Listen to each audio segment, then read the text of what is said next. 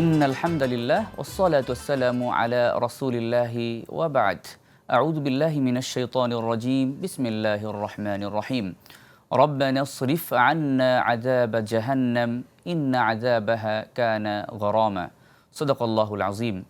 দূরে কিংবা কাছে, বিশ্বজুড়ে, পৃথিবীর যে প্রান্ত থেকেই এই মুহূর্তে আমাদেরকে দেখছেন, আপনাদের সবাইকে স্বাগত জানাচ্ছি আপনাদের প্রিয় চ্যানেল জি টিভির অনন্য আয়োজন রমাদান উপলক্ষে বিশেষ আয়োজন বিআরবি কেবলস নিবেদিত সওয়াল ও জবাব অনুষ্ঠানে। প্রিয় দর্শক, পুরো অনুষ্ঠান জুড়ে পাওয়ার্ড বাই হিসেবে রয়েছে ভাইয়া হোটেলস, কো স্পন্সর্ড হিসেবে রয়েছে সল্ট বে। সুপ্রিয় দর্শক, প্রতি পর্বের ন্যায় আজকেও আমরা একজন বিদগ্ধ আলেমে দ্বীনকে স্টুডিওতে আমন্ত্রণ জানিয়েছি। চলুন তার সাথে পরিচিত হয়ে আসি। উপস্থিত রয়েছেন লেখক, গবেষক মাওলানা আবু তালহা তারিফ, খতিব, পাগার শাহী জামে মসজিদ টঙ্গী।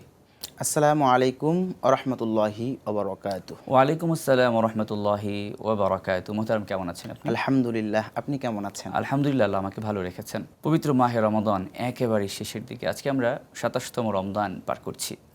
তো ২৭তম রমজান এসে আমরা এই প্রশ্ন রাখতে পারি কিনা যে জাহান্নাম থেকে বাঁচার উপায় কি, কিভাবে আমরা এই জাহান্নাম থেকে বাঁচতে পারি? আল্লাহ নবী মুহাম্মদুর রাসূলুল্লাহ সাল্লাল্লাহু আলাইহি ওয়াসাল্লাম বলেছেন, রমজানকে ৩টি ভাগে ভাগ করা হয়েছে: রহমত, মাগফিরাত এবং নাজাত।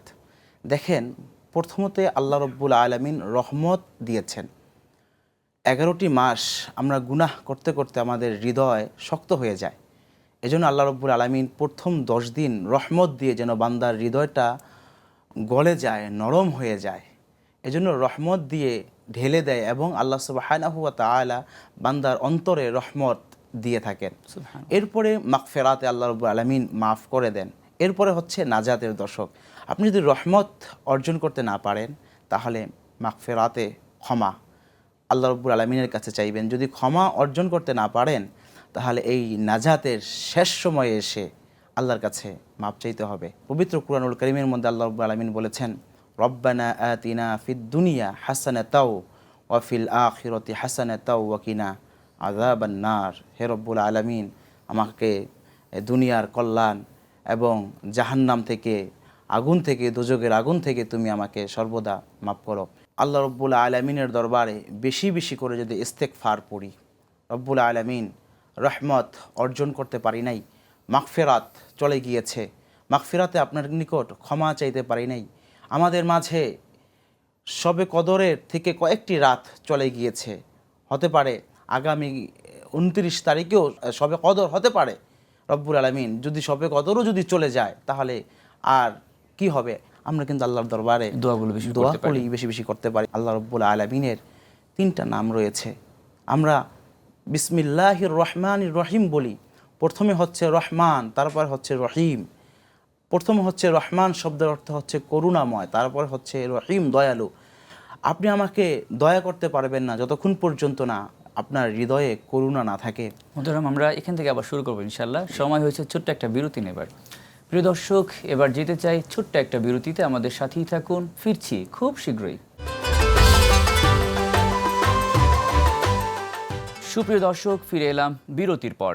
আপনারা দেখছেন জি টিভির অত্যন্ত জনপ্রিয় আয়োজন বিআরবি কেবলস নিবেদিত সওয়াল ও জবাব, powered by Bhaiya Hotels, co sponsored by Salt Bay. মোহতারাম, আপনি আলোচনা করছিলেন যে আমরা যদি চোখের অশ্রু ঝরিয়ে আল্লাহ সুবহানাহু ওয়া তাআলার কাছে ক্ষমা চাই, আল্লাহ অবশ্যই মাফ করে দেবেন। আর প্রিয় নবী তো বলেছেন যে 2টা ফোঁটা আল্লাহ সুবহানাহু ওয়া তাআলার কাছে অনেক বেশি প্রিয়। একটা হচ্ছে জিহাদের ময়দানে শহীদের যে গা থেকে যে ফোঁটা রক্ত প্রবাহিত, সেই ফোঁটাটা, আরেকটা হচ্ছে চোখের অশ্রু যে আমাদের প্রবাহিত হয় আল্লাহ সুবহানাহু ওয়া তাআলার ভয়ে, সেই ফোঁটাটা আল্লাহ সুবহানাহু ওয়া তাআলা অনেক বেশি পছন্দ করেন, যদি বলতেন।